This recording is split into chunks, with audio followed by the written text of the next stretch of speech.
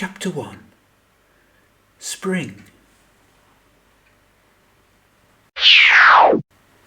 Intergalactic Dating Profile Match #4195639. Mavis. Planet of origin Earth. Species human. Age 57. Eyes 2. Blue. Skin colour white-ish. Characteristics imaginative. Good singing voice. Likes pets, parrots and poetry. Most likely to create realistic holographic avatars that have no relation to their real life. Argibraffe. Planet of origin unknown. Species argibraffe. Age 4. Eyes 2. Yellow. Skin colour green with roulet coloured spots. Characteristics curious. 4. Likes princesses, parks and crows. Most likely to create realistic holographic avatars that have no relation to their real life.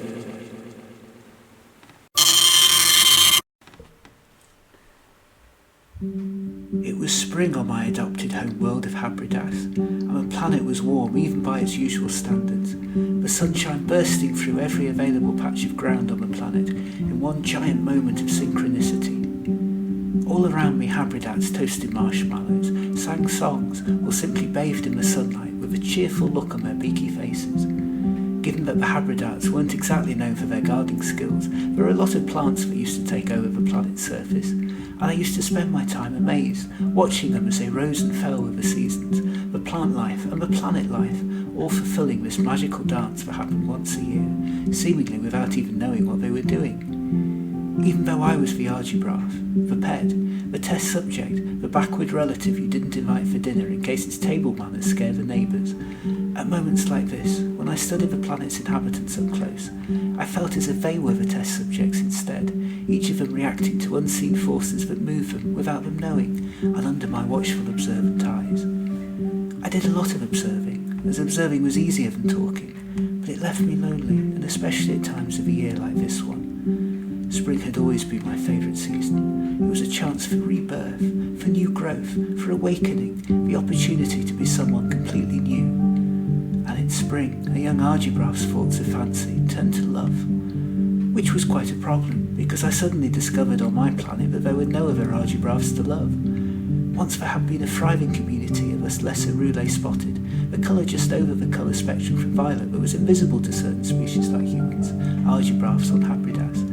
But time and excitement had taken them away to the other planets, one by one, until there was only me left here. And I was lonely. That year, in a rare moment of cosmic synchronicity, it was spring on all 11 inhabited planets at once, at odds of a quadzillion to 1, the astronomers said, given the different relative speed of our planets to their parent suns. It was in all the papers, and on the Universal, the intergalactic wide web invention of the Maggrumph arts that connected all of our planets, and nobody could agree on what it meant. A rare epoch of peace and harmony between the species, said the Maggrumph art fortune tellers. A sign of doom that meant there were clearly going to be a forthcoming apocalypse. We should all hide under the table, according to the Habridats. A chance to become one clan connected in shared experiences for the clandesprons. The moment when the universe had finally agreed that the Belobrats were right and everyone kept pace with them. A good chance to swap recipes while everything was in season at the same time, said the Dewsbury giants. An inevitable consequence of planet rotation that was always statistically likely to occur one day, according to the rational Mechion scientists. Complete and utter coincidence, said the humans. I was too stupid to work out the reason why myself. After all, argibraffes are the tiniest craniums of the known universe, and made even the humans look smart. But it did make me curious, and I wondered how the other argibraffes who had emigrated to other planets might be experiencing the seasons. After all, I was so lonely. Argibraffes are inquisitive animals, and I knew there was a whole universe out there to explore, but all I really ever got to see was my basket. The only person I had to talk to was the Habridat I lived with, and he was just Harry. Well, Harold technically, but Harry for short. Everything on Habridats was for short, I noticed. Everything was sped up for convenience, even though all that saved time never seemed to be used for anything useful, except napping. but I digress. Our relationship was that of pet and owner. We met for meals and occasional companionship, but really we lived two very different lives. Not that I wasn't fond of Harry. He was a clumsy soul who was always getting into trouble, and in an odd way I felt like his protector more than he was mine, my argibraffe primal instinct leading me to always know when he was in danger. Still, life with him was restricting, repetitive, bland. I knew what I was going to get every day, and it failed to answer many of the questions I still had burning in my soul, like what I was doing here, what was my purpose, where was I going? Harry never concerned himself with questions like these. Whenever I asked him, he would simply say, to be my pet, to act like an argibraffe, and to go to bed in your little box. One day we were watching the Holovision, and Harry had fallen asleep in front of it, as usual, when an outside broadcast from one of the other planets, I forget which one, came on, of romance.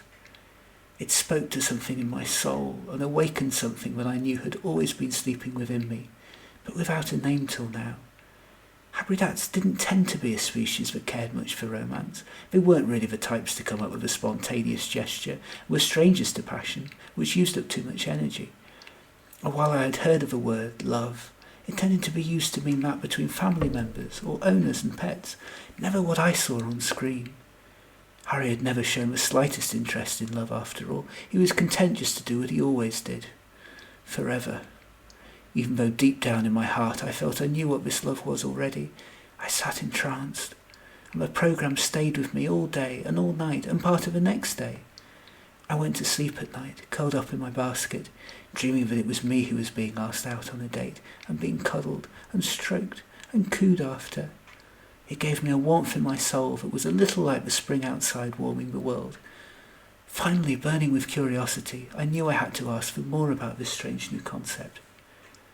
"Harry," I barked stutteringly to my Habridat owner, if you could call the odd bowl of argibraffal soup fair trade for calling a person the owner of anyone else, while he was drying my fur one day, following my argibraffe bath. "What is love? I saw that programme about it, but I don't understand." Harry shrugged and seemed amused. "Oh, don't trouble your furry little head about that, me old pal, me old darling. I think love is made up anyway.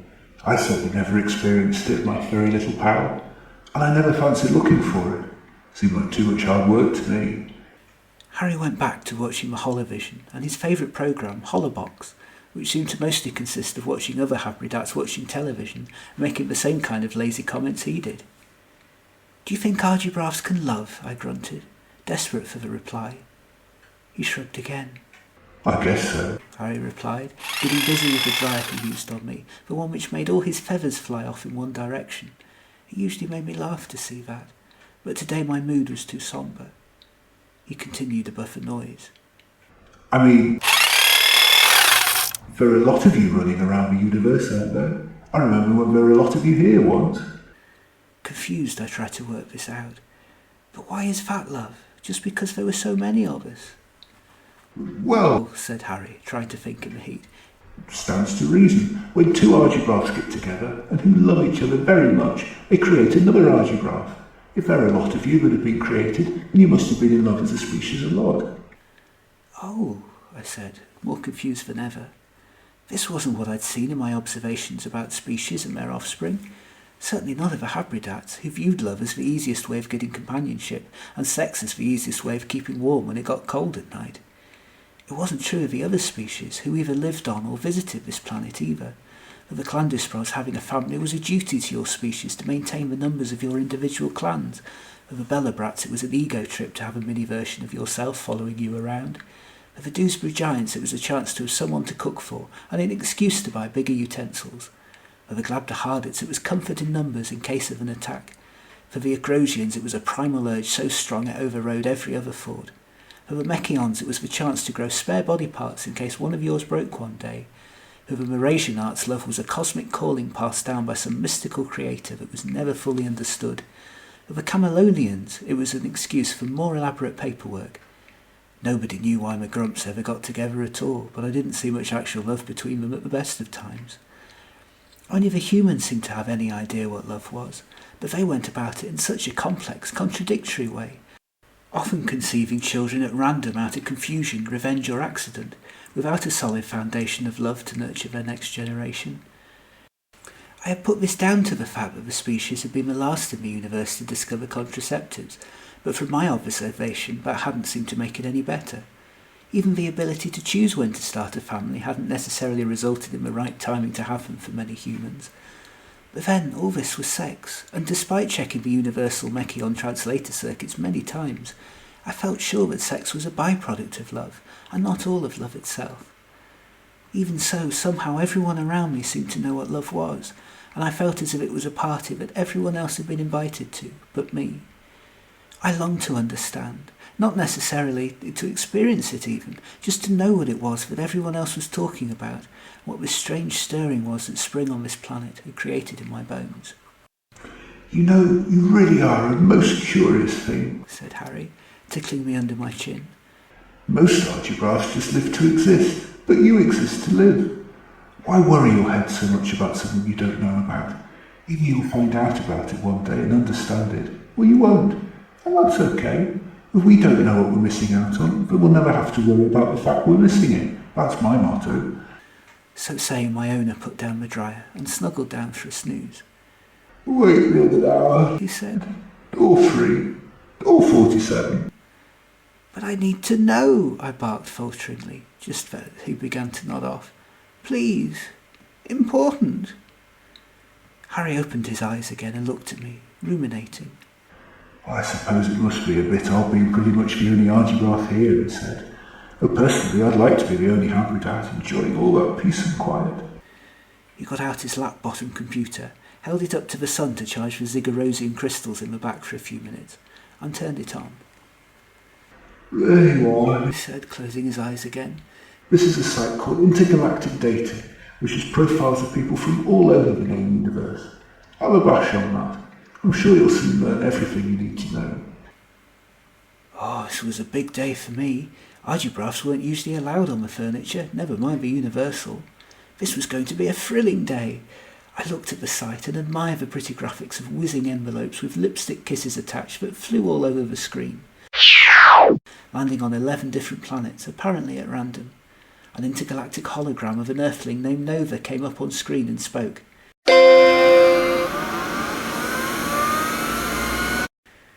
Thank you for your interest in species from around the universe. Now please enter your ID to start using ID.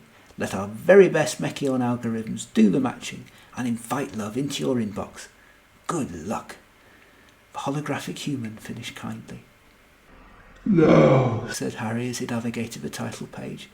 There's no actual page for argibraffes just yet, I'm afraid. We'll not consider them sentient or something.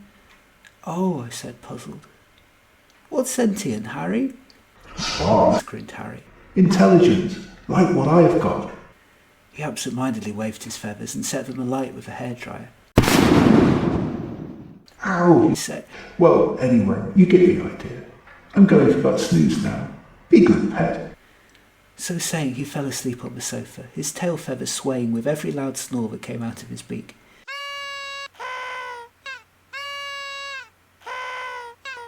I scrolled through the options. Harry! I yelled. The Habridat woke up with a start. Sorry, I continued. Am I a he argibraffe? Or a she argibraffe? I asked Harry. He glanced down at my lower half, shyly. I never thought to ask. Where do things dangle? That's usually a sign. Down below you're a boy, up top you're a girl. I look around me. I don't think argibraffes dangle anywhere, Harry, I said helplessly, except my tail. No, said Harry sheepishly. Your tail's a unisex. Well, boy, or girl, I'm afraid I don't actually know. I've never really studied argibraffes enough to know their gender. I named you Archie, but that was more because it seemed to be an easy name to remember for an argibraffe. But truthfully, I figured you'd probably work it out yourself before too long. But I know nothing, I said, crestfallen. Well, said Harry, his eyes still shut. What other people do you identify with? He or she? Oh, I said instinctively, I know now. I went to scroll through the options. He, she, they. Wait a minute, they don't have my option, Harry. I self-identify as an it. I looked over at my owner. I'm a pet after all. Pets don't have pronouns. We'll just put male for now, said Harry quickly, not wanting a long discussion, clicking the right button for me and then heading back for a snooze. Next I went to fill in species, but found there was no option for argibraffe.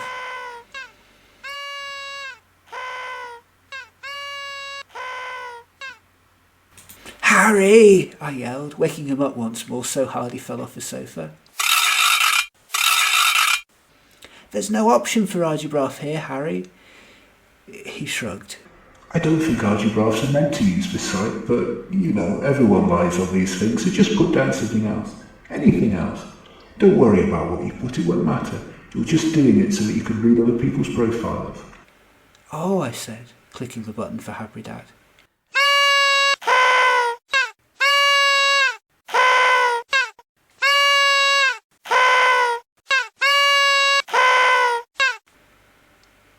Harry! I yelled a third time, so loud that this time Harry yelled, leapt up with his feathers flying and ran to the door with fire extinguisher in tow before sheepishly coming back to sit down. What now? He snapped. I don't have any interests, Harry, I said. You sleep and eat, don't you? He yawned. Oh, just put those down. Just put whatever. Nobody's ever going to read your profile, I shouldn't think. It's also you can read other people's. Oh, please don't disturb me again. I only got 20 hours sleep last night and I need my shut-eye. Oh, I said, thinking, while his head lolled back on the sofa and he started snoring again.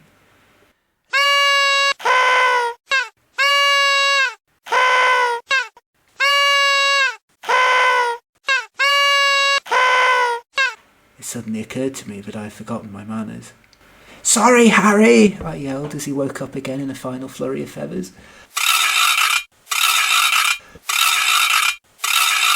Oh, put what you like, he said. I'm going upstairs to bed where you won't disturb me. And so he left, muttering something about tarring and feathering noisy argibraffes under his breath. Faced with a whole form to fill out on my own, I took my time and clicked what I wanted to do, if only I could. If I had been born one of the 10 or 11 intelligent species in the universe, the jury's still being out on the humans, instead of just being simple old me. In no time at all I had filled in my whole persona. I was rich, but not too rich. Handsome, but not so much it made me egotistical.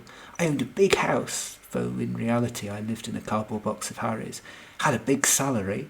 I didn't know what it was, but it sounded very like celery, and I rather like celery, and my hobbies including racing cars, yachts and speedboats. In truth, I had been calumphary sick the last time I had rode in any method of transport on my way to the Argivets, but I needn't have been, I told myself. It was just that it had taken me by surprise, and I did like it once I'd stopped throwing up.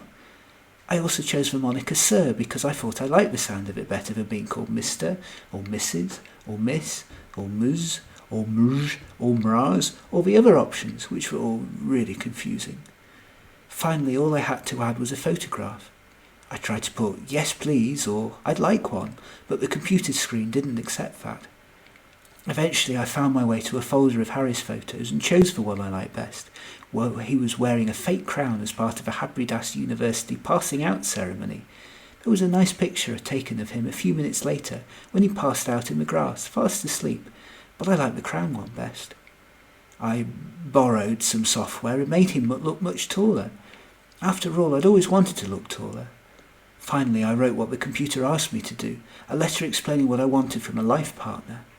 I wrote about how I wanted to know what real love was, from a real person who was experienced enough to offer me the knowledge I sought, but also still knew enough to love that it was all still exciting. That we could perhaps learn about it together, because I knew from being always the pupil and never the teacher how nice it was to learn on an equal footing. I spoke about my dreams that one day I would find my true soulmate, my hope that it might be the person reading this message, and my fears that I was always going to be alone, misunderstood on a planet that wasn't actually mine for the rest of my life. I wrote that I wanted to feel the connection, the spark that other people around me had, but which I had never experienced. I wrote that I wanted to feel inside how spring felt on the outside. I wasn't sure who to send my profile to, because I didn't know who out there in the universe would be best suited to tell me about love. There were too many variables, after all, from 12 different species, and they all seemed as if they might know about love to me. I tried looking through the profiles for clues, but half the things these people said seemed to be gibberish words I didn't understand, like GSOH or NSA, and the other half were full of things that surely everybody did.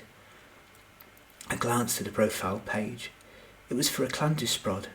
"I love to laugh," it said, underneath a picture of them laughing. Well, I thought, I love to laugh too, so I ticked that box. "I'm very easygoing," said another, from a Habridat. "In fact, I'm so easygoing I'm going to finish my profile later." Oh good, I thought, I'm easygoing too, so I clicked that box as well. "I'm really uptight and not easygoing at all," said a Maggrumphian profile. Well, that could be me sometimes too, I thought to myself. I'll add her too. "Genuine girl, asterisk, seeks genuine boy, asterisk. Well, technically I was made in a factory, but some parts of me are genuine." That was a Mechion side. That sounds like me, I thought to myself, glancing down at my body. I'm genuine too, I am. Finally, I looked at the next page. "I like going out, then staying in," said a human profile. Me too, I thought. Well, how could I decide between these profiles when we had so much in common? In the end, I decided to send my profile to absolutely everybody, along with a letter I composed using Pompously, the app that turns your words into grandiose prose, an invention of the Camalosians, inviting a reply to be sent forthwith. Clicking send, I sat back and watched as a flurry of hearts shot off into space, the graphic landing on all the inhabited planets in the solar system one by one, as Descascence, the shopping planet, Camalosia, Dusius, Earth, Glabdahardis, Habridats, Helisphere, Maggrumph, Medicus, the hospital planet, Mechion 7, Mraz, Zigguris 3, and finally, given that it was the furthest away, Agrosia. I snuggled back to sleep until I was disturbed by the ping of my first result. It was rather loud and made me jump. I'd been given an option for settings and thought high sounded happier than low. And it disturbed Harry too. I could hear him in the upstairs room. By the time I got my 44th result in 5 minutes, he was fully awake and standing by the lap-bottom computer in some distress. "What have you done?" he asked me, confused, as the results kept coming in one after the other. I shrugged. "I do what you told me to do, Harry," I said. "You're meant to look at profiles, you silly argibraffe, not send requests off to everyone. Look at all these messages," Harry said in awe. "It would take me a decade to answer all of them, with regular naps in between." "But I wanted to know about love, Harry," I said, sorry that he was cross with me. "Who better to ask than everybody?" Harry tried to fire off a second message to everyone, telling everyone that I was just an argibraffe with more curiosity than sense, but the site had disabled my ability to send another message until all my letters had been received, which, given that some of them were travelling to worlds at the opposite end of the universe, was going to take a while. Harry flicked through the messages I'd received and read each response out incredulously. Helisphere. "Hey there, lover boy, you seem rich. Love the crown in your profile pic. Let's talk figures sometime. Your bank balance and my body. Brittany Belobrat Smythe." Agrosia. "Usually message requests on here drive me up the wall, but you sound really cute in your profile. Call me for kisses, perhaps some rough and tumble stuff, maybe more. Signed, Smooch." "Habridats, let's make our feathers fly sometime, buddy. Or maybe take a nap together. Vortex." Zigguris 3, you sound friendly. Do you want to be in my clan? Signed Liz, Clandesprod cutie. Mechion 8, we make a most logical pairing. It would be nice to meet sometime and swap pheromones. Then would you like me to have your babies? P.S. Please send evidence of your economic status. Wilhelmina. Mraz, your aura made me see the stars. Let's get together under the next astrologically benevolent period and talk chakras. Hug and kiss. Camalosia, I am in full acceptance of your proposal, vis-a-vis your very kind letter asking for communication between myself, to be known as the party of the first party, and yourself, soon to be known as Gorgeous. It will be most conducive to my endeavours for companionship to further our acquaintance in a manner which would be a mutual beneficiary, perhaps over a vessel filled with diluted cocoa beans at a moment of interstitial time to be determined by mutual consent in the future. Maggrumph. Oi, want to be my toy boy? Your prixie brings me joy. Maud. Lucius, I'm hungry to learn more about you, and maybe you could be my sugar daddy. I'm a BBW, busy barbecuer with own wok, pansexual, I like cooking with lots of different pans. I like PDA, public displays of appetite, and I'm petite, with a GSOH, good smell of hummus. Please reply ASAP, after supper and pasta. AML, or my licorice. H.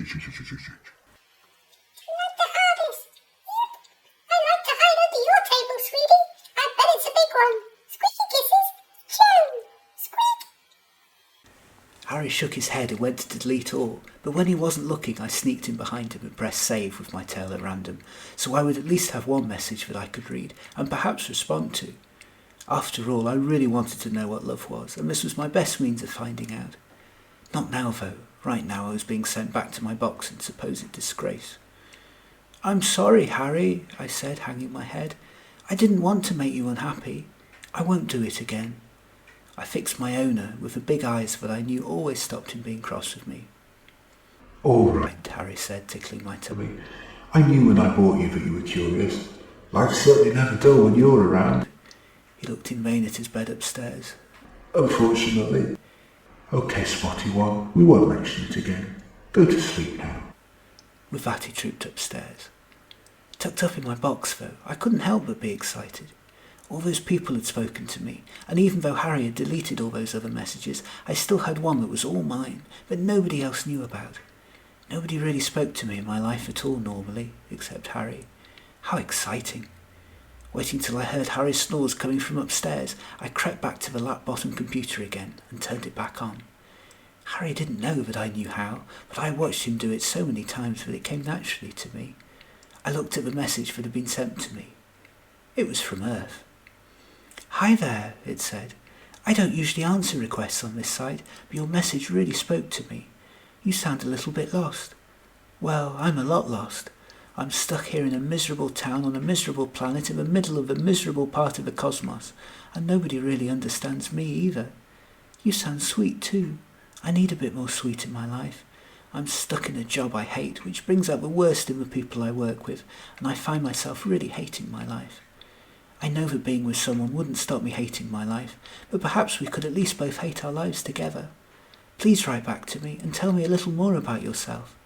Signed, Princess Melanie. Earth." A real live princess, how lovely! To think that she was writing to me! Pleased with my day's work, I turned the computer off and went back to sleep in my box, with happy, contented thoughts about how I might not be alone for much longer. Maybe I would even have someone to snuggle up in my box with one day. For in my head it didn't matter if I was an argibraffe and they were a human, because everyone was worthy of love. Weren't they?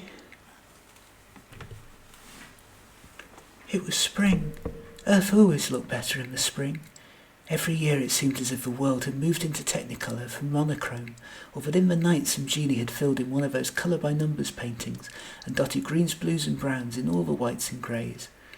Unfortunately, while the outside world was changing, my inner world was just the same. To the general public I had what seemed to be a brilliant job. I got paid for singing on stage all day. Great fun, you'd think, but you'd be wrong, for I wasn't really singing, more caterwauling.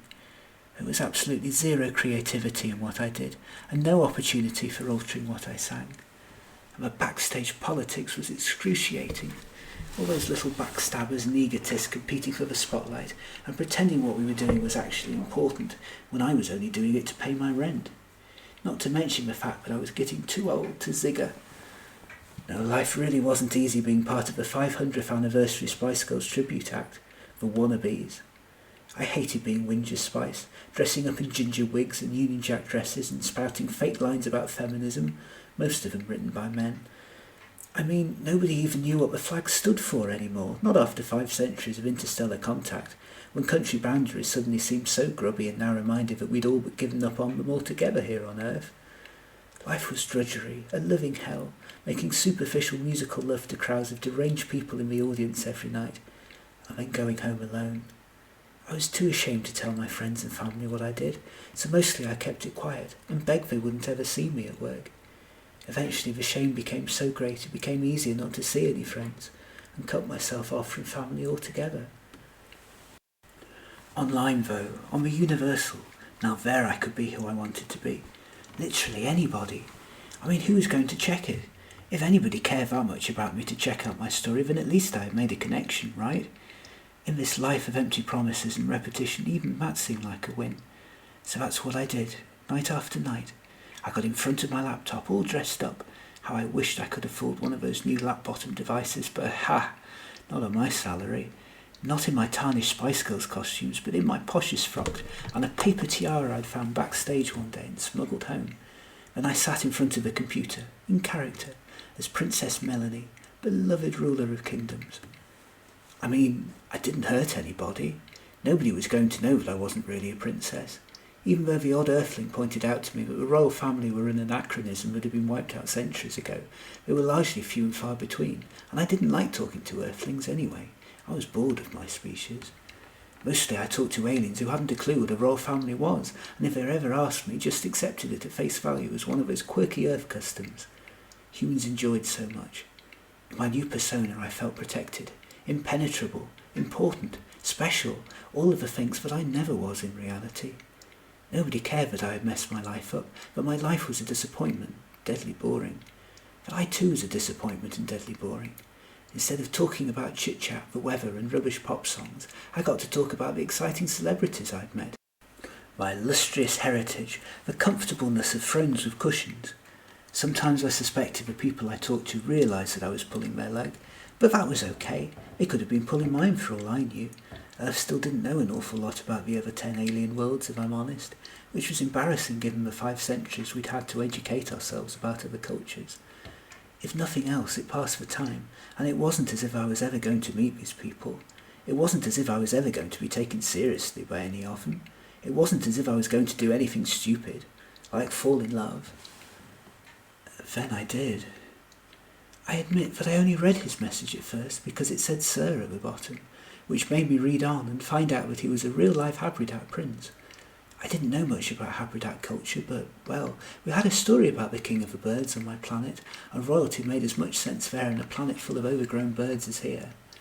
There was a part of me, after all, that still longed for the fantasy of someone rich coming in to save all my problems, that I would end up with a sweet soul who would fall in love with me, that I could admit all my lies to, that I wasn't really a princess, but that he would still like me enough to fulfill my fantasy and take me away from my miserable life. In my heart I knew that wasn't very likely, but then nor was the success of the Spice Girls. It was a very odd universe sometimes. Anyway, that was why I started reading that first message, though it didn't explain why I was still reading those messages weeks later, waiting for the light-year delivery counter time to tick down every night so that I could read these letters from my handsome stranger the minute they came into my laptop. It was so sweet and loving. I had never known anything like them. To think that somebody actually cared about me, about my life, that I mattered to someone. The messages buoyed me up when I was feeling low. They lifted my mood when it fell to rock bottom and saved me from the pit of despair. They grounded me when I got too carried away. They sympathised with me when things went wrong, and they cheered me on when things went right. Whenever anything happened to me, good or bad, it became an anecdote to pass along, a discovery to bring up in conversation, an event to analyse. In time I couldn't imagine life without my sweet long-distance soulmate, and soon I felt incredibly close to them, closer than I'd ever been to any human, even though they lived so very, very far away. Soon I knew more about their lives than I knew about my own, and I liked it that way. Whenever I was on stage singing Zigga Zigga for the millionth time and gyrating stupidly, in the back of my mind I was running through the last letter I had been sent for comfort. Whenever I was backstage, trying to avoid the pokes and jokes, bad vibes and jibes, witticisms and criticisms from my fellow cast members, I thought forward to what I would say in my next message. When walking home I would glance up at the stars and try to picture my new love up there, looking down at me, dodging traffic in my half-comatose state, while feeling that at least somebody would actually care about me if something happened to me. Then, when I was finally home, I would shut the door, get out my tiara, get into character, load my laptop, and bleed onto the page all of my long, long letters full of what I was, where I was going, what I had been through, what I longed for, what I feared was going to become of me, what I feared would never happen to me, how much I needed a sweet soul in my life, until, bit by bit, reading and sending these letters became as natural as breathing or zigger-ziggering, and I couldn't imagine my life without them. There was one problem, though. So much of our relationship had been built on truths, on telling each other anything and everything. So how could I admit to my handsome Habridat prince that I had been lying all this time? That I wasn't really who I said I was at all? And also, how was I going to explain what a spice girl was to an alien? Dear Sir Archibald, how I longed for your letter all day at work when I was polishing my crown. I know I meant to have minions to do that sort of thing for me, but, well, I like to keep my independence, and it's not good to have staff do absolutely everything for you, is it? I like that part in your letter when you talked about the plans you had for your future. Me too. I dreamed that I was going to travel the stars once, that I would be the first royal to be greeted by the world leaders of all 11 planets, and I would bring everyone together in peace and harmony. A little like intergalactic President Eleron, only with my beauty instead of statues and whirring Agrosians. I think I told you about the people I work with, but I will tell you some more. Naughty Spice brought a new pair of Doc Martens today and insisted on dancing in them even though they don't go with a costume at all. Contrary Spice argued with everything I said just for the hell of it. Maybe Spice couldn't make her mind up about anything. Dosh Spice didn't say a word, just stared at me with those big eyes of hers. My colleagues all rule the neighbouring kingdoms of Spicerus, and I have to meet up with them for princess purposes. It's such a drag. I wish I didn't have to see them every day. I wish I could see you instead, my dear, dashing, handsome prince, and we could lie in our king and queen size beds together, wrapped in each other's arms. How fun that would be. Till tomorrow. Hugs and kisses. Your loving Princess Melanie. Dearest Princess Melanie, I thank you graciously for your kind letter. It is so good to write to a real-life princess. I only get to meet with staff over here, in my cold and lonely kingdom on Habridats. All I see every day here are staff, and they are not very nice to look at, not like your pretty face. Not that we have seen each other yet, but I know that someone with a heart that pretty could never be ugly. I write this to you in a break from my ever-so-busy schedule. Today I sent the servant to replant the plants I dug up. I deposited a very important artefact there the other day, and I'm afraid I may have made a bit of a mess. You have to keep the staff busy though, don't you? We royals can't let them have things their own way, or they will get ideas about their station in life. How I wish I didn't have to live here on my own, with only my help for company. I wish that I was tucked up in a basket bed with you right now, with my spotty tail, strongly princely arms wrapped around you, holding you tight. Wouldn't it be good if we were living together? Instead I look up at the stars and wish you good night, whichever of them you are on. I'm not quite sure about where other planets are, except up in the sky somewhere, given that my work here on Habridats takes up most of my time. Till tomorrow, snorts and kisses, your loving Sir Archibald. Those weeks, months, days, years, I was an argibraffe and had little concept of time beyond meal times, were glorious. Every night, after Harry had gone to bed, I would sequester myself safely in my basket and pretend to be the person that I longed to be, an independent alien with a life of their own, doing things that didn't need to be run past another person for permission, but wasn't sitting in a basket waiting to be fed, but was out there doing something, anything. I wondered how life might be when I curled myself up, not at the foot of the sofa, but on the equal side of the bed, wrapping my tail round a person I loved, who loved me, rather than being warned every night to stay off the furniture. I dreamed of a future where I could be naughty, night after night, and give in to my lustful desires, which I had never fully understood, which had never been properly explained to me, instead of agreeing every night that I would behave, as a tacit agreement to being allowed to live here still, as a pet that didn't have to be taken to the agravets to be neutered, whatever that was. In these letters, though, I was no pet, I was no argibraffe. As imaginary as I knew this world of my creation at night to be, I was alive, more alive than I had ever been during the day. Harry knew nothing of all this, of course. I had never brought up the ID site with him again after that first fateful day, and he had never brought it up with me either. If he continued to get updates or other letters through the ID app, then he never told me about them. He no doubt put it all down to an argibraffe's passing whim, something I was curious in but had forgotten all about, like my ball, buried at the bottom of Harry's closet, or my bone, buried at the bottom of Harry's garden, or my half-chewed toy, buried at the bottom of Harry's bed. He hadn't discovered that one yet. It struck me that even though these things were ostensibly mine, in a way they still belonged to Harry, bought as they were with his money, and buried as they were in things that still belonged to him. However, these messages, they were mine, and mine completely, and no other soul except the two of us knew about them. Luckily, however, I had managed to hide the ID Messenger app away in a tiny compartment of Harry's computer where I knew he would never look for it. He was too lazy to ever look at anything away from the main screen. I would ration myself to only looking at the messages from Princess Melanie at night. When Harry was fast asleep and I would not be disturbed, I began a routine of reciting every word of every letter over and over in my head, looking up the phrases I didn't understand and thinking during the day about how I would reply. I loved the feeling these messages gave me, which was sort of like the shivers, but not from the cold as shivers usually were, but from an odd place of warmth I felt deep inside me. I actually had a connection, someone to talk to about things.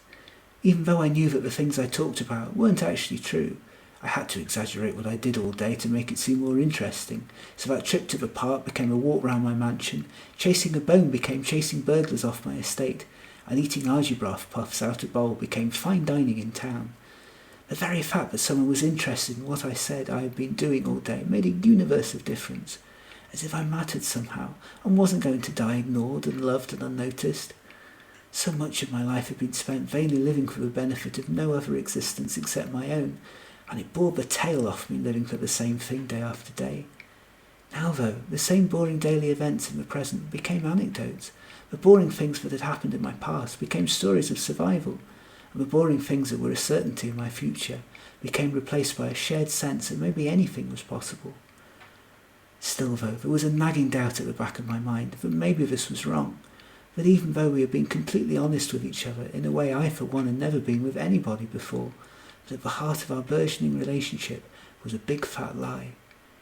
It worried me, clawed in me at my sleep as I wrestled with what would apparently call my conscience what to do for the best, whether to come clean with the fact that I was an argibraffe and risk losing the one person that made me feel like more than that, or to keep quiet forever and risk being found out later. Like most lies, this one started off small at first, a slight and easy feeling that could easily be put to one side, but soon grew until it was the only thing I could think about whenever I spoke to my earthly princess. Is now the time I tell her I'm really just a pet?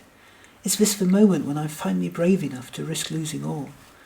I had no one else to ask, so put my questions to Harry when we were out for our daily stroll around the park.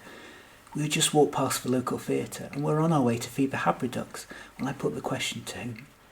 How important is truth to love? I asked him. Harry looked puzzled. Oh, you don't want to start lying, old thing, to anyone. Life gets complicated when you lie. And life gets tiring. Why? He asked, giggling. Who do you have to lie to? You only know me. And he sighed. What have you done now, then? Have you been chewing my slippers again? No, I said, lying. And no one in particular. I pretended to listen to his advice, but I wasn't really. Harry didn't understand. What Harry and I felt for each other, that wasn't love. At least it wasn't the love that I felt for my princess, or that I'd seen on the holovision that night. My revelry was broken, though, by a bunch of punk Habridats who wandered into the park, their bird's nest and dyed blonde hairdos making them stand out in this world of muddy brown conformity. Harry had talked to me about them. He blamed the intergalactic broadcasts on the holovision for creating them. Because we'd never had any reason to rebel on this planet before we met other aliens, He'd said to me. Too much like hard work. I'd never seen them in person before, though. I was fascinated, until one of them picked up a stone and began to head to the duck pond with it. Danger, Harry, I called, tugging at my lead to pull him out of the way. But Harry wouldn't go. Not now, boy, He said. I still have some argy bread left over to feed the Habridats. No, I said, nuzzling him under the arm. Danger, save you. Harry looked concerned. I had done this to him before, saving him from an electric shock when our house was being built. Never get Habridat workers, boy. He had said to me afterwards. They always leave the job half finished, and their lunch breaks can last months. I'm from a meteor storm, an occupational hazard in our solar system, where planets are taken longer to form than anywhere else in the universe. taking their own sweet time, the Habridats way. Harry had once said to me. Remembering, Harry stiffened and managed to duck, just as one of the ducks was thrown in his direction and missed his head by inches, the punks laughing. "Home, boy," Harry said quickly, while the punks all laughed. When we got home, Harry cradled me and thanked me for saving him, and told me that this was what love was. I was confused. I liked Harry and cared for him a great deal, but didn't feel for him what I saw on the holovision that night. I told my princess about the experience in my letter that night, only I changed a few details to make it more interesting. "Dearest Melanie, I had a busy day in the kingdom today. I saved one of my subjects from a ferocious fire-breathing dragon. I fought him in mortal combat, and he set alight to my shoes, but it was all right because I sensed danger and got my subject to safety before any harm was done. All in a day's work being a prince after all." "Dear Archibald," the reply read, "I read your letter with great alarm. We have dragons on Earth too, or had. They seem to have existed across the whole universe at one time or another, and they are really dangerous. Do take care of your princely self. I am glad your subject was all right. He is lucky to have someone in his life like you. Maybe you can save this princess from a dragon one day too." Our messages continued back and forth like a game of tennis, but one that nobody had to lose. Until one day finally came the moment I had been dreading, which punctured my happy fantasy, as sure as if it had been a balloon. "Please," the letter said, "show me another picture of you. I really like your profile picture, but I want to know how you look right now, at this very instant. I'm so dying of curiosity. I want to look into those royal eyes and dream." Panic! What do I do? All day I wandered around in a fog. I couldn't sleep. I couldn't eat. Harry got worried and sent me to the vets. They talked about keeping me in overnight. Agony! What would I do without my daily message? Would Princess Melanie get bored if I missed a day and write to someone else? Would Harry find out my secret stash of messages and realise we had been talking all this time? As the nurse examined me, I tried to imagine that I was in my royal bed instead, wrapping my tongue around my warm beloved rather than a cold thermometer. "I can't see anything wrong with him," said the nurse to Harry, and ignoring me, as usual. "Just keep a close eye on him. I think you'll be all right taking him home." I could have told them both that without having to go all this way, not that they'd ever have heard me. What I needed was the X-ray machine next door to examine my broken heart. Finally, after we got home and I was sent to my basket early, I worked out what to do. A lie to extend a lie, at least until I felt more confident in what to do. Making sure that Harry was fast asleep upstairs as normal, I crept to the computer and researched pretty-looking Habridat royals and crowns. Luckily there was one that looked a little like Harry did, in the pretend crowd I'd used in my profile picture, if you squinted hard. I was grateful that human senses were pretty narrow, and they were likely to confuse one Habridat for another, though I knew from my years of close observation that the wings were a slightly different shade of green, and the eyes slightly more googly. I used the special hologram projector I had seen Harry use dozens of times before, and studied it from all angles as it crackled into life, and programmed it with some of my details. The eyes were out on longer stalks, the neck slightly longer, the spots slightly more enhanced. To my surprise, it looked good. It still looked like me, but a taller, stronger, more confident me, without the characteristic blank dull expression that always seemed to look back at me whenever I saw my reflection. I looked more like an owner than a pet, in fact. Sending it off, I breathed a sigh of relief and consoled myself by asking for a picture of Princess Melanie in return. At least I would be able to put a face to the imaginary images I had been conjuring up in my head for so long. Finding sleep at last, I fell into a contented doze in my basket, my arms and tail reaching out into the space where I sensed my imaginary bride would be.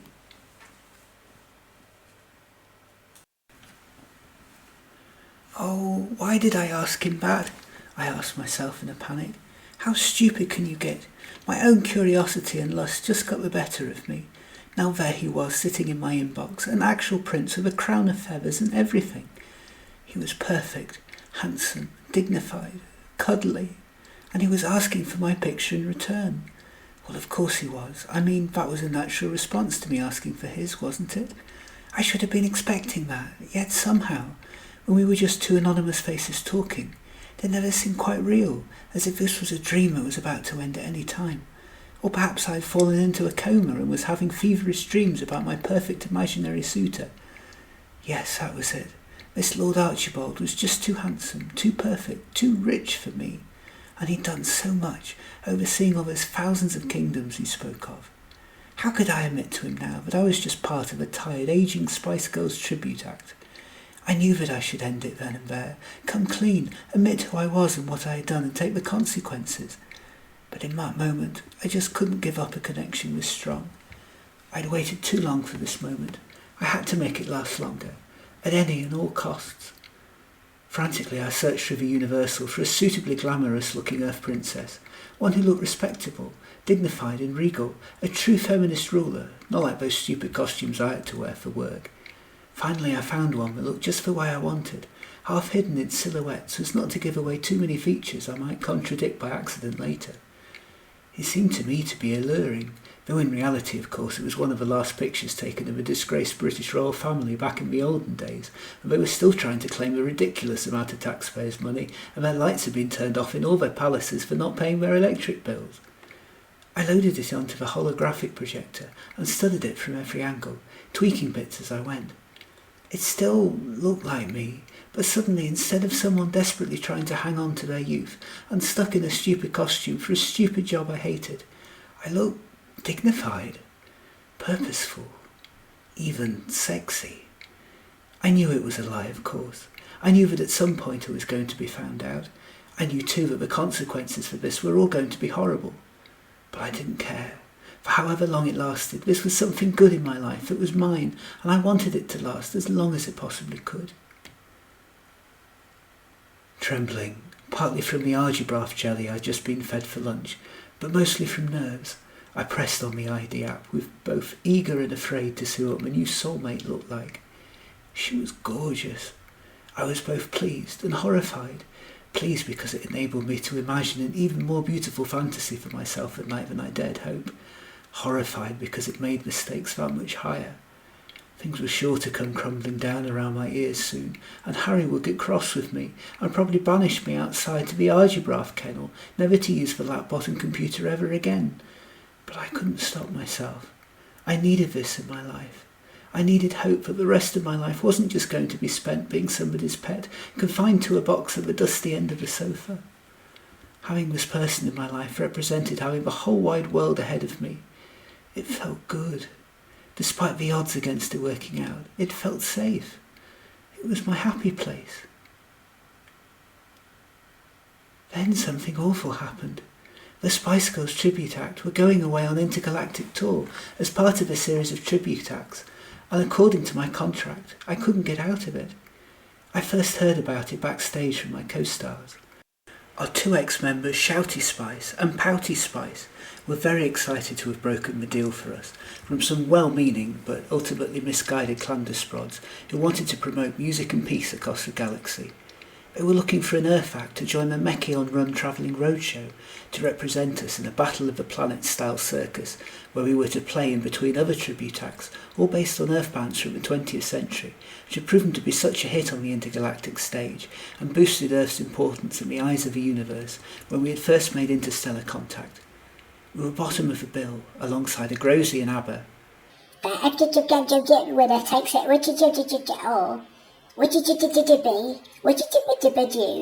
SOS. The Belobrat Beatles. I want to hold your hand. I feel fine and dandy because I'm awesome. Hey dude. The Dewsbury Clark 5. My lunch is in bits and pieces. Cook me if you can. The Glabdahardit Dead. Squeaking. Yip Stephen. China Pika Sunflower. The Habridats Hollies. Here, Heavy, he's my Habridat. Galumphary stop. Long cool Habridat and a feather bow. The Clandesprod Kinks featuring Cave Davis. Till the end of the day, which on this planet is an exceedingly long time away. Zigrosian sunset. Very sunny afternoon. The Malaysian Art Monkeys. Last brain to Smartsville.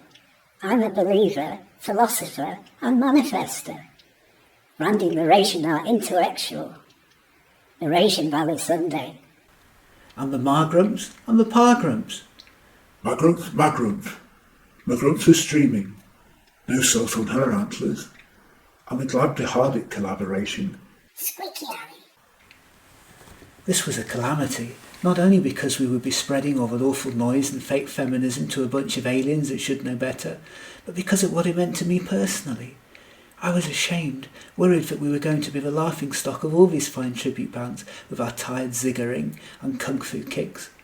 I was mortified too that I would be away from my laptop for so long, without any regular chance to send or receive messages from my love, for my salary as a Spice Girl didn't stretch to a decent internet connection service beyond the stars. But what could I do? I needed to pay the rent on my tiny dilapidated house. Ironically, I would still be paying rent on it, even when I was halfway across the universe and stuck on a travelling tour shuttle. I never didn't go along with a decision, and I was out of my job and on the streets, with no internet connection anyway. It looked as if I was going to have to say goodbye to Prince Archibald for a month or so, a thought that totally crushed me. Disappointed, I admitted to my love that state affairs meant I would have to travel around my kingdom and be out of communication for a while. It was a very difficult message to write. I come to think of him as my best friend, not just some random stranger on the other side of the universe. He was someone I'd been myself with, more than I had ever imagined to be with anyone else, and yet I couldn't tell him this, in case my secret got out, and it was the end of us. He seemed to take it rather well, which only broke my heart more. How ironic, I thought, as I stared out at the stars, that just as I was going to be nearer to him geographically, I would feel emotionally further apart than ever. What a disaster! Colossal heartbreak! The love of my life was being wrenched from me. I understood. Melanie was an actual princess, with important matters of state to attend to, with a huge amount of responsibilities, a universe away from stupid little me and this stupid little box I lived in. It was a wonder it hadn't happened before. I had no right to dictate what she did with her time, and knew, with a sinking feeling, that I had already taken up far too much of it as it was. I tried so very hard to be understanding then, to tell her not to worry, that I would be waiting for her when she got back home and we could talk again. Inside, though, I was breaking. How could I possibly cope without those messages that gave me so much to look forward to? Time spent chewing my bones, or playing with my toys, or getting under Harry's feet and making him fall over, just didn't fill in any time the same way anymore. Soon it felt as if there was no reason to get out of my basket anymore. I grew lethargic and listless, directionless without the one thing in my life that gave it meaning. Harry grew most worried. What's up, boy? He asked me one day.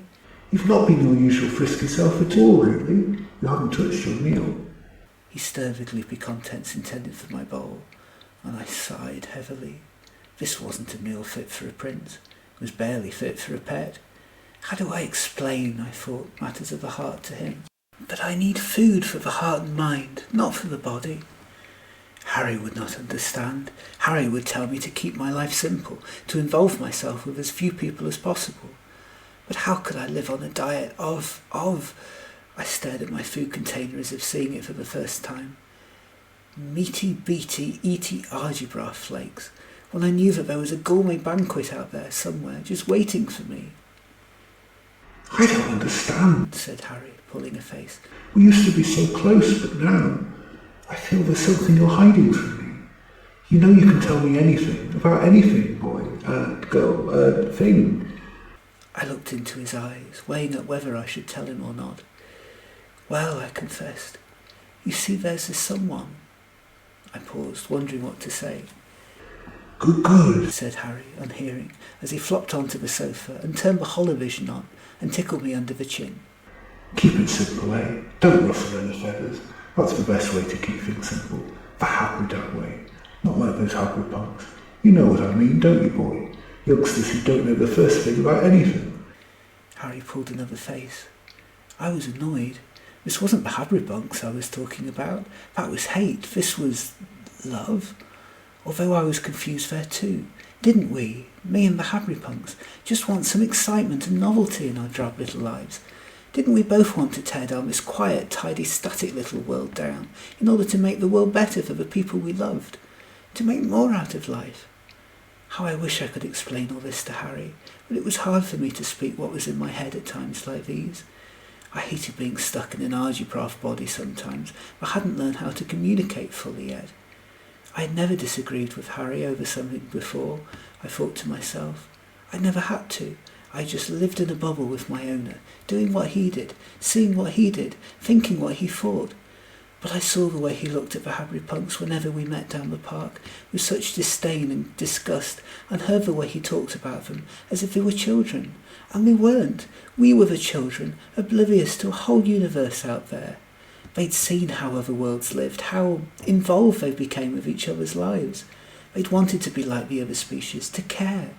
They knew they were on a planet that wasn't going anywhere, and were locked into a future where they would only end up doing what everyone else had always done for centuries, and they resented it.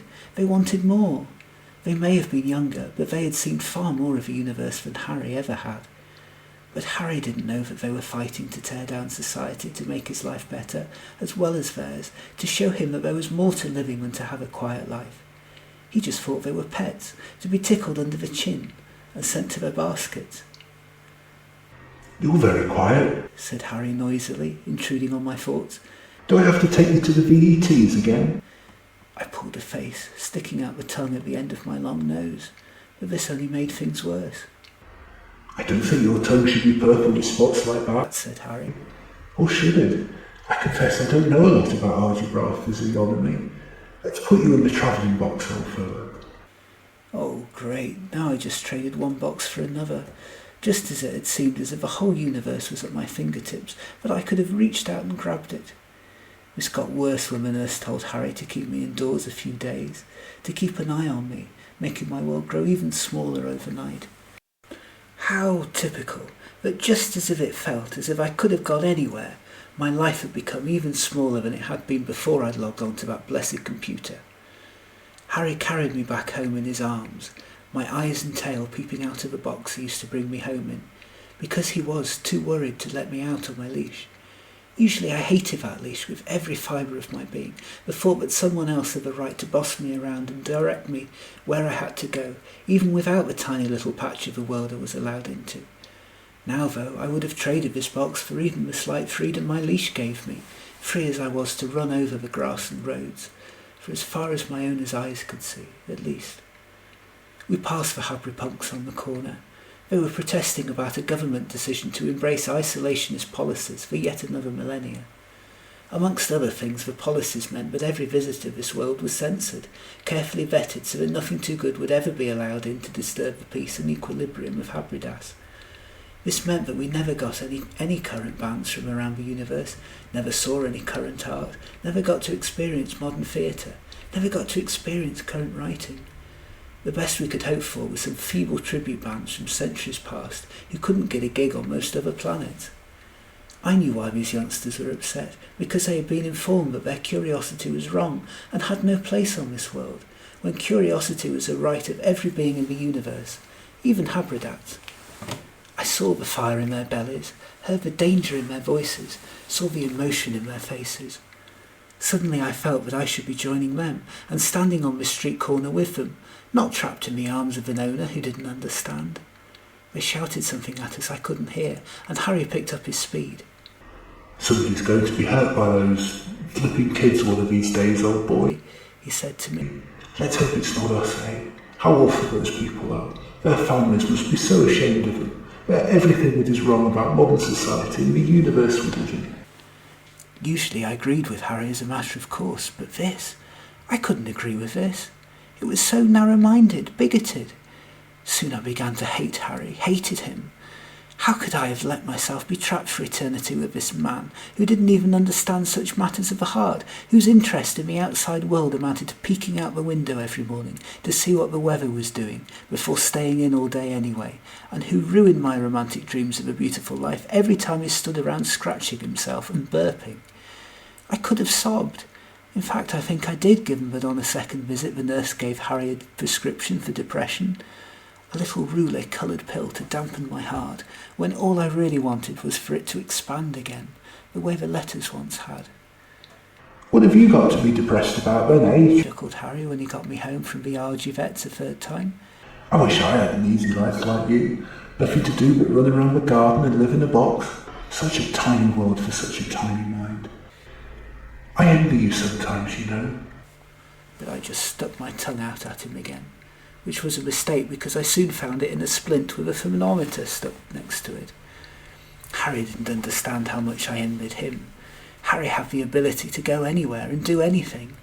It wasn't fair that he chose to waste that opportunity by staying indoors all the time and not doing anything with his life. If I'd had his life, I would have done so much more with it. I would have found a job that took me all over the universe, hobbies that I could share with the whole world. I would have discovered a love for the ages that I could have claimed and which would have been mine for all eternity. Oh, I thought to myself, where was my Princess Melanie now? Has she forgotten me already, gallivanting round the universe as she was exploring her kingdom? Or while I was just stuck in this tiny little box, in another tiny little box. Oh, Archibald, where are you now? I asked myself for the 100th time that day. I even got my phone out of my pocket and looked at the hole where his messages should be. If only I'd been able to afford proper intergalactic internet coverage. I didn't know how I could continue without him, stuck as I was in a little box in the dressing room, trapped on a tall shuttle with 4 of the maddest, ugliest, stupidest people I had ever met. To think there was a whole universe out there to explore, just outside the door, but I was trapped in this one. My Mechion managers thought it would be illogical to let us leave to do anything or see anybody, and made it clear to us night after night how they owned us, heart, body and soul. The others I knew weren't fussed. They just sat around discussing how they were going to blow their paychecks on fake tans, extended eyebrows and liposuction when they got home. But I was. I was fascinated by the outside world and was desperate to see it before I got too old, too lonely, too grumpy and too disillusioned to embrace all the possibilities the universe had to offer. But one glimmer of hope was that the tour wasn't going well, and there was talk that it might have to be cut short. There had been empty seats on Mraz, Helisphere, Ziggurat 3, even Ducius, where it didn't take many Dewsbury Giants to fill up a stadium. Our act was so bad that when we played, nobody screamed or sang or clapped along. The Clandesbrod looked embarrassed and made as little a ripple of light applause as they thought they could politely get away with. The Maggrumphs were too bored to harumph, and even the Habridats didn't eat. The closest we came to hearing any reaction from our audiences was a raucous bunch of Agrosians who roared their disapproval over our songs of diluted fake feminism and demanded their money back from the box office, with threats of violence that hadn't been heard since the days of Queen Calixta. Finally we landed on Habridats, the home of my beloved Archibald, and I knew that I had to break out of this accursed shuttle and at least see what he saw, or go mad.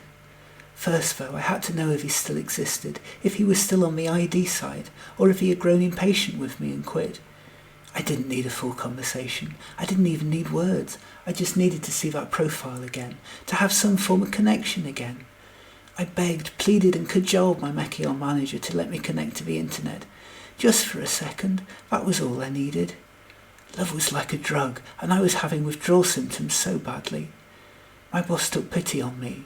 Uncharacteristically so, perhaps because logically they knew that to get me to perform they had to let me scratch this itch, and let me log on to their phone under the strict proviso that it'd be only for a minute. More and she wouldn't be able to claim it on expenses. So I looked up the app with feverish excitement and saw the profile of my beloved, who had logged on at the same late time every day, like clockwork. Yes, I thought to myself, he's been waiting for me all this time, longing for me the way I have been longing for him. Instantly I felt better, handed back the phone, and went back to work with an added joy to my performance. I knew life in my ziggers. 28 days, 27 hours and 54 minutes. That's how long I've been without any contact from her. I knew because I counted each lonely minute away in some dark recesses of my brain, but double-checked it against the app too every night, just to make sure I was right. Had I been ghosted? A new term I'd just learnt. Had she become a ghost? Had she seen through her who I really was? Become bored of me? Please don't ghost me, I prayed to the universe, anything but that. I still logged on to the ID app at the same time every night, hoping against hope that tonight would be the time my luck would change, and she would have sent me a message, and every time when I saw that she hadn't, my brain went through the same cycles. She hates me, she never liked me, she's found out what I am, something's happened to her, she's out there somewhere dying and crying out for me, and I have to find her. Then on the 29th day, finally a result. Not only had she logged on, but she was nearby, on Habridats. Near enough to actually visit. I had to go see her, even if for me she was going to see was not what she expected. I didn't need to have a conversation with her. She didn't even need to see me. I just needed to see her and check that she was all right. All I had to do now was get out of his housebox and see her before she left. Desperately, I scratched at the front door, leaving huge great claw marks on it in my desperation to get out, before lunging myself at it with my tail, slamming up against it so loudly that it would have woken the neighbours had they not been deep-sleeping Habridats. Harry, I knew, wasn't likely to stir. If a nuclear bomb had been dropped in his bedroom at this hour of deep sleep, he'd probably have wearily told me to shush and stop making so much noise, then gone back to sleep. But if only I could break down this door.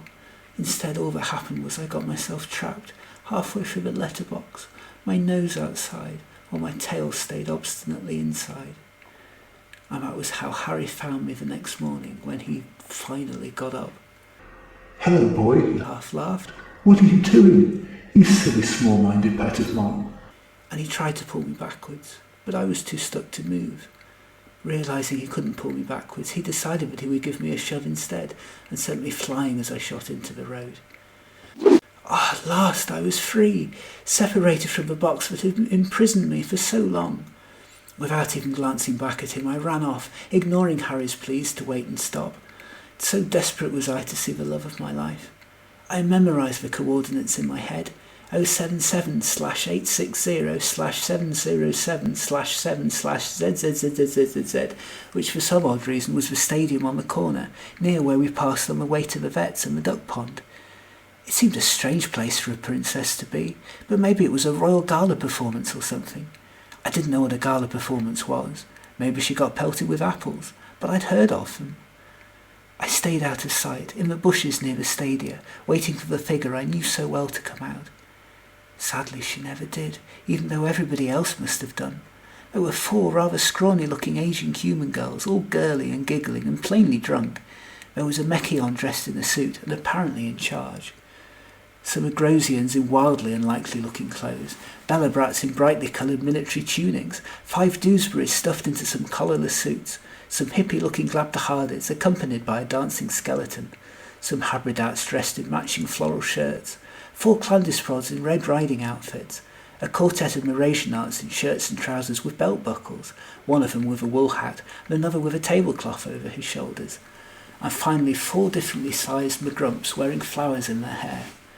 But nobody who looked like the picture I had been sent. No Princess Melanie. There was the oddest thing, though. I did see a human walk past, but she was not a princess. She was dressed like the other silly, giggly girth women, but was separate from them, serious, tired, adult. What's more, she stood out because she was the only alien that was walking on her own, and not in a group, without anyone beside her. For just the shortest of seconds I looked over to her, expecting my eyes to look away automatically. But they didn't. Couldn't. It was as if I was staring into the eyes of my best friend, though all I could see was the face of a stranger. What did it all mean? It was most peculiar, and I didn't understand it at all. The human didn't seem to understand what was going on either, because all she could do was stare back at me, puzzled, until her Mechion boss wordlessly pointed to their watch and made her walk back to the shuttle bus. Shrugging them off, instead she came back and, without breaking eye contact, she came over and talked to me. Well, this clearly wasn't my Prince Charming. He wasn't a prince at all. He was a pet. Argibraffes, I think they call them. We didn't have many on Earth, and those that we did were all pale and stripy, with elongated eyebrows and opposable thumbs, whereas this little dude was green, red and spotted, with googly eyes and long green limbs. He was decidedly ugly, I thought, as if someone had stuck lots of random parts left over from the other 11 species together, and cobbled them together at random. Normally I wouldn't have given him a second glance, but there was something odd going on, pulling my subconscious to make me look at him again. He seemed familiar, though, in a way I can't describe. It was the eyes particularly. They seemed so familiar, as if all the pain and love and misery that had led them to turn out the way they had was known to me, even if they themselves were not. He might be linked to my Prince Archibald, I thought, for I had no other connection to this universe. though I knew that in all our many letters to each other he'd never mentioned a pet to me. He might at least know where I could find my prince, for he owned so much land everyone on this backwards planet must know of him. So I ignored my boss and bent down to talk to him. "Hey boy, you're a long way from home, aren't you?" He froze, in a way that seemed oddly familiar. I sighed, suddenly feeling the need to pour out my soul to him, the way I had my prince. "I'm a long way from home too," I said. "I don't suppose you know of a Prince Archibald, do you? I'm new to the planet, you see, and just visiting really, and don't have a work visa to stay on this planet beyond today, but I'm an acquaintance of him, and I'd like to meet him. Just once." The argibraffe looked confused. He ran around in circles a couple of times, as if chasing his tail, as if he was trying to see the world from a different angle, having been hit by a revelation so big he couldn't quite take it all in. "Princess Melanie," he finally squeaked. "Is it you?" And then it was my turn to be walloped over the head with understanding.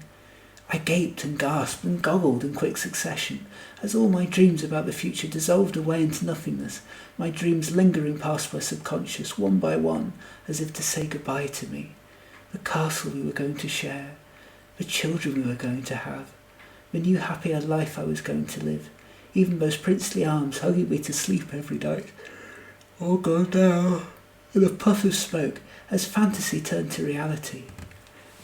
"You," I said, more accusatory than I felt. "You're my Prince Archibald." He nodded at me slowly, forlornly. I didn't understand argibraffe biology very well, but it almost looked as if he was crying. "But you're not my prince among Habridats," I snapped. "You're not even a Habridat. You're a toy, a pet, a plaything." The stranger dropped his head in exactly the way I imagined Prince Archibald doing, slightly stiffly, regally, with so much feeling and sadness, I felt my heart was going to break. Still, though, in my madness and anger, I was too cross to register this, remembering it only later. Instead, I looked around me, glaring at the figures getting on the shuttle bus. "This is a set-up, right?" I asked vaguely out loud. "I'm on Clandesprog camera, aren't I? Or Belobrat's about, or something. Very funny. Ha ha ha. Now where is the real prince?" But the argibraffe still sat there, staring at me sadly, and I knew that I had got the truth right first time. I just didn't want to face it. "You Belobrat fished me," I added, hurt. "What that?" this odd figure, this stranger asked, confused. So much for being a prince. He couldn't even speak in full sentences. "It's when you pretend to be better than you really are. Usually you touch up a few photographs and boast a lot, though. I don't think anyone's ever pretended to be an entirely different species before. Or royalty. How could you break my heart like that?" I blurted, and I ran off to the shuttle bus, my dreams in tatters. So upset was I that, in my shock and haste, I'd forgotten that I'd done exactly the same to him. "Sorry," I gasped slowly to her disappearing form. Too late, I think, for her to hear, but I had to say it anyway. "Did not mean to hurt you." My heart was broken. I had lost everything.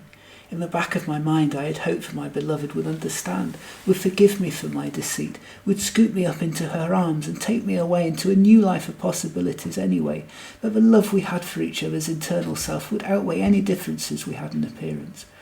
But I had also known all the way along that it was a long shot, that I lived in a universe where appearances were how people judged each other, not character.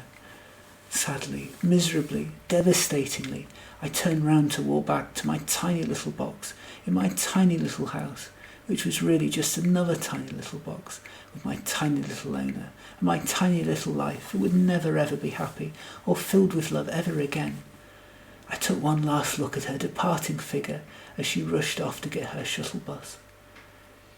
Just then Harry caught up with me. "Don't do it," I said to him, pleading with him silently. "Please don't treat me like your pet and demolish the last vestiges of dignity I have left." But of course he did. He picked me up in his feathery arms, half scolding me, half loving me, cradling me and making me promise him that I would never ever run off again. I stared blankly at the shuttle window and thought for a fleeting moment that I had caught Princess Melanie's reflection staring back at me from the shuttle bus before she scowled and looked away. Then it dawned on me. Why was a princess using a shuttle bus in the first place? Something wasn't right here. I was shaken out of my thoughts by Harry grabbing my shoulders. Wake up, sleepyhead, He laughed. You're worse than me. Why have you run all the way out here just to see some decrepit musicians? They aren't even a proper thing, but some second-rate tribute acts. I was just reading in the Habridats Gazette how bad they were. Half the audience asked for their money back when the Spice Girls came on. Some of us even pursued the company through the courts to see if being subjected to the Spice Girls constitutes a war crime. Tribute act? Spice Girls? That didn't sound like the sort of job for a self-respecting princess to have. And thinking about it, those clothes weren't the sort of things a princess should wear either. All mini-skirts and Union Jacks. And those horrible, horrible wigs. My princess wasn't a princess at all. Feeling angry at the way I'd been treated, and conned, I snarled at the window so loudly that Harry dropped me in surprise. Boy, He shouted, what's got into you lately? but I wasn't interested in Harry for the moment. His love was unconditional and therefore safe. It was this new threat to my heart that I needed to understand. I ran towards the shuttle, my teeth showing just as it was about to depart. I saw a sudden look of guilt and shame flash across the former princess as she struggled badly to hide her feelings and go back to looking neutral. It was only a fraction of a second, but in that moment I knew that she had lied to me too, and I didn't know whether to feel betrayed that she had made everything up and then reacted so badly on discovering my lie, or whether to feel happier that it seemed suddenly more possible that we might yet have a future together once this whole sticky situation had been worked out. After all, I plainly had no future with a real-life princess, and I had been lying to myself all this time. I could see that now. With a poor tribute singer, I might just have a chance. And then it happened. Out of nowhere, the Habri-punks gathered round the shuttle bus. Only they weren't the same Habri-punks who had been there before. These weren't young, lean and hungry Habridats, with a zeal and zest in their eyes to change the world. They were still young, but they were also rich and fat, the wickedest mischief in their eyes giving away the fact that they were here to destroy the world, or part of it, not renew it, because they didn't need it. They lived in a very different world and were cocooned from ours with their wealth and privilege. They were chanting slogans not about opening up new futures, but closing old ones, laughing about turning back the clock and sending aliens back to their own planets. Most of them stood around pointing at the musicians on the bus and giggling. A couple of them threw bottles of Habra brandy. One of them slashed the bus's tyres. The driver hadn't noticed, though, and had already started the bus, which was trundling ahead, accelerating imperceptibly. "Danger!" I cried as loud as I could. But even I, with all my argy senses, was a fraction of a second too late. The tyres bursting, the bus careered over onto its side, screeching in protest as it slid across the road, upturned the way my heart had just been. From the window I saw the faces of the passengers turn from confusion to horror as they were snagged against the window pane. I caught a fleeting glimpse of my Melanie, her look turning from disgust of me to fright for her life as she was jostled one way, then another, then into the black hole of chaos that was enveloping and engulfing the entire shuttle bus, sucked out of my life in an instant. Shocked, the punks turned and ran, cowards to the end. I was used to sensing danger. Why hadn't I sensed them, I asked myself. Why hadn't I sensed this? My primal instincts were better than anybody's, certainly any other species. Had my abilities stopped working? Had I spent so long pretending to be a person that I had forgotten how to be a pet? Realising that I was the nearest thing to a rescuer that anyone on the shuttle bus had right now, I leapt on board the upturned vehicle. Using my instinct to navigate my way through the flames, I pulled figures this way and that towards the front door, forcing them through the broken windscreen to safety as best I could, all the time hoping to find my princess. Finally there she was at the bottom, in a crumpled heap, the life rapidly evaporating from her. Desperate, I yanked her to safety, straining with all my muscles to take her away from this fire-breathing inferno. At first I feared she was too heavy, that I was too small and puny and fragile, too much of a pet to ever save an actual being of another species. Yet when I realised what the alternative might be, that my Melanie would be lost to the ages forever without my efforts, I pulled her harder, and with a strength I didn't realise that I had, pulled her to safety. Was this what love was, I asked myself, the power to do things that I could never usually do? while teams of medical Habridats rushing to the scene saw to the other passengers in a melee of Sergeant Belobrat suits, red hunting jackets, singed wool hats and whatever the hell the Agrosian Aberband was wearing. Harry was at the steps of the bus, frantically calling my name. I saw the look of relief on his face as he saw me, and thought that I recognised the same sense of love, which confused me. Could both of these feelings be love? I was glad to see him too, but for the moment I only had eyes for my princess. Please, I told myself, let her live. Don't let her die and ghost me, not after all this. It felt as if time had stopped altogether. I held my breath. Melanie's eyes flickered open just as mine were closing, losing their fight against the darkness. "My prince," she called. "Thank you for saving me from a fire-breathing dragon." Her look was accompanied by a look of adoration I had never experienced before, even on the holovision programme. And in that instant, perhaps my last instant, I knew for the first time exactly what love was. The love must have shone through my eyes too, for my princess saw them and smiled. She stayed like that, cradled in my arms, while together we breathed deeply, her from the damage she had just sustained, and me out of Throve, a sort of combination of fright and love that I think I had just invented. In the distance, the team of Habridats medics finally got to her, and while largely ignorant about human biology, they declared that something had gone wrong. In a blur, I sensed the besooted Mechion manager quickly leaning over both of us and pressing some sort of technological device to our heads as she consulted with Harry, who was looking over me with a look of such love and concern.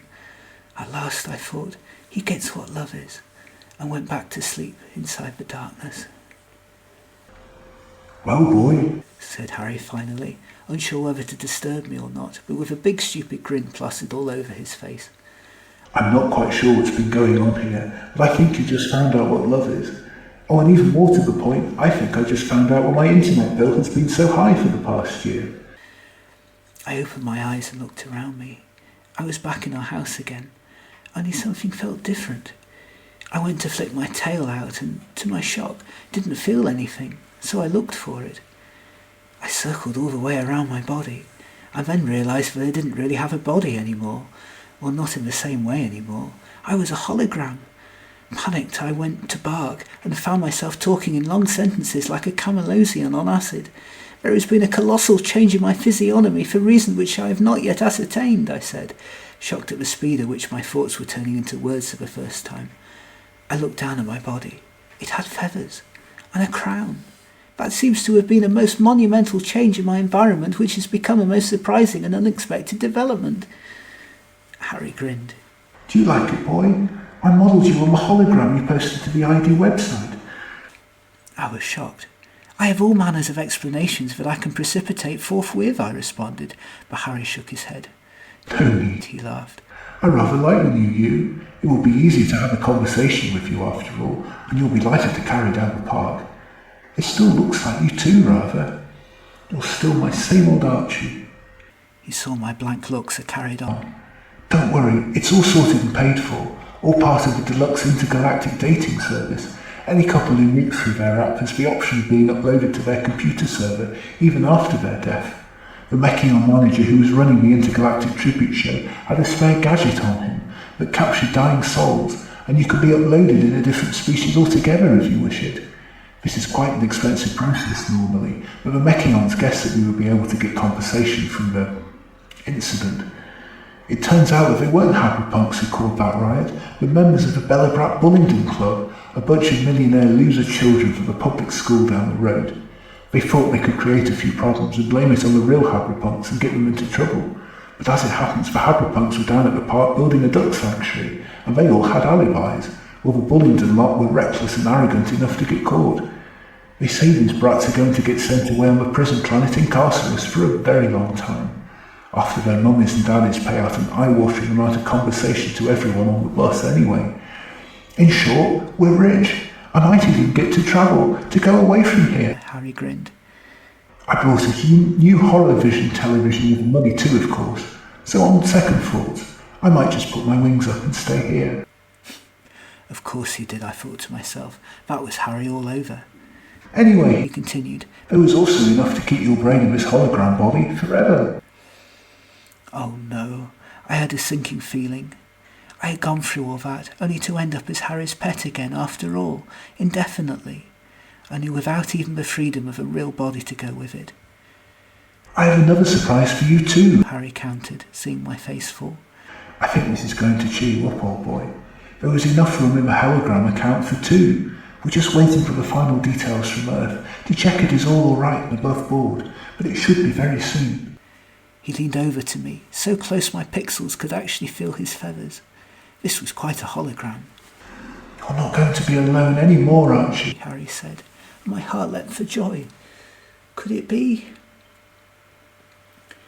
I was in a hospital on Medicus, drifting in and out of consciousness, while a complicated device helped keep me alive. Camalosian's leading medic, Dr. Hooster, took good care of me, and even though my body had failed, he helped rest and heal my mind after its ordeal. He even let me get back in contact with Archibald again on the Universal. For a few days, Archibald and I went back to being pen pals, temporarily. Only it was different this time. Our secrets now out into the open, there was no reason for either of us to hide any more. And while I still called myself his princess, and he called himself my prince, we both knew each other for what we were, and we still loved each other. So much so that I wondered how my prejudices had ever been allowed to get in the way of the love I knew I had for this funny little being, who was every bit as noble and handsome and brave and in character as he had been in his messages. After all, it was the person I had sensed in our messages that had been real all this time, for that sort of connection is impossible to fake. It was the physical reality that had fooled me for being the fiction that it was. It seems strange to say that a life-ending accident was in any way positive, but for me it really was. Being so close to death showed me all the ways that I had been lying to myself about what really mattered in my life. My job, the people I was spending my time with, even the planet I had lived on. How I had been keeping myself restricted through fear of failure, believing that I didn't deserve anything better. But I was no longer trapped in a job I hated, and which seemed more ridiculous every day. I would soon be ageless.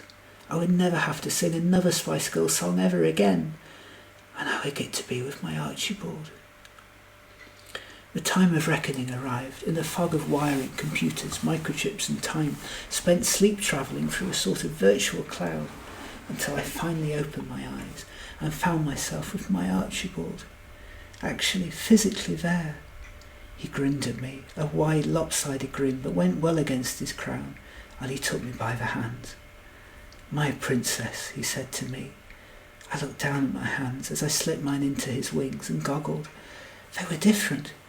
Well, yes, I thought to myself, of course they were. My old life, my old body, was no more after all. I had awoken a new woman and become the person I had always dreamed of being, so now everything was different. I reached up to my head and felt a crown, just like the one that had been in my profile picture. "My prince," I said. "I guess this counts as ghosting, Melanie," Archibald grinned at me, "but I rather like it." I smiled back at my handsome prince. "Well, we don't need these anymore, Archie," I said softly, taking off my crown. "I know you're my prince now, without any headgear. You saved me, after all." Archie smiled back and removed his crown too. "As you saved me, princess," he said. And at last, after all that eternity waiting for each other, we fell into each other's arms gratefully, a true couple at last, and reached up for our first kiss. I think the fish tank needs cleaning, said Harry, watching, looking embarrassed. Did I tell you I bought a fish tank? I just need some Habridats for it now. I need a replacement pet now after all. They're a lot tidier than you, old boy, and a lot less moody, but a lot harder to take out for walks. "Oh," he said as we carried on smooching passionately, "I guess I'd better come back later and leave you two lovebirds in peace. Or one of you is a bird now anyway, I guess. Good night." And forgetfully, Harry turned the light off on us as he went. It didn't matter, for I had never seen this clearly what mattered before now, and nor, I suspect, had Archie. The days were such fun. With the whole of the Universal to run around in, we got to go everywhere. We travelled into every virtual world going, including one full of zombie Spice Girls. "If you want to be my lover, you gotta kill all my friends. This franchise never ends." But somehow I liked it best, and we were back home. Archie's home as it had been, but mine now too. I grew quite close to Harry, whose love for Archibald nearly matched my own, but in a very different, platonic sort of a way, and the three of us shared many happy times together. Night time was the best though, for Archie and I got to lie next to each other, my arms wrapped around his body, and his wings wrapped around me, our pixels merging as one. And as we went to sleep every night, I would reflect on the strange turn my life had taken, and think to myself, well, this might not be other people's picture book idea of love, but this is what love is to me, and Archibald is still my prince among pets. And so, dear reader, I married her. It was a virtual ceremony, also part of the ID Deluxe service, attended by billions of holograms from all over the computer's databases, as well as all our Habridat and Earthling families, who had travelled to Harry's hologram projector specially for the occasion. Harry was our best Habridat, and got quite tearful at giving me away, though as we often explained to each other, it wasn't so much giving me away, as there was nowhere physically to go, but gaining another family member. It was a controversial wedding to some, a white one, but with purple spots. So many people who didn't understand sentient argibraffes tried to stop it. They said it was bodyist, even though we loved each other for our minds and hearts and souls, not our bodies. They said it was ageist, even though I knew couples dotted around the universe whose planetary rotations meant that they were centuries apart in age. They said it was speciesist, even though members of the other 10 species fell in love and got married all the time. They said we would never have much of a love life, but we did, if we shut our eyes. I even got to keep my long argibraffe tongue, which came in very useful. They said that a full adult relationship with all the responsibilities it entails would be impossible as holograms. They said we should never have had the tribute Spice Girls play at our wedding. And yes, okay, that last one was very definitely a mistake. But even though it was often very hard, and even though we needed a lot of help, our love was strong enough to see us through, to fight every obstacle that came our way, and everyone who tried to stop us. And after all, isn't that what love really was? Two people who had to be together so badly that nothing, not age, not species, not circumstances, not even death could either keep them apart. Love was for everyone, and everyone deserved love, regardless of species, gender, age, colour, lifespans and musical tastes. Everyone deserved to find out what love was, because it was the most important thing the universe had to offer, with or without your clothes on. I understood that now. I was complete. We were complete. And even though it quickly turned summer, and the planets all moved on to their own seasons at their own speed, so that our planets were never in such great cosmic synchronicity ever again, still our individual bond felt unbreakable. We were an unlikely, yet worthy couple, a prince that had finally met his princess and got to stay with her. Not just a love story for the spring, but truly a couple built for all seasons.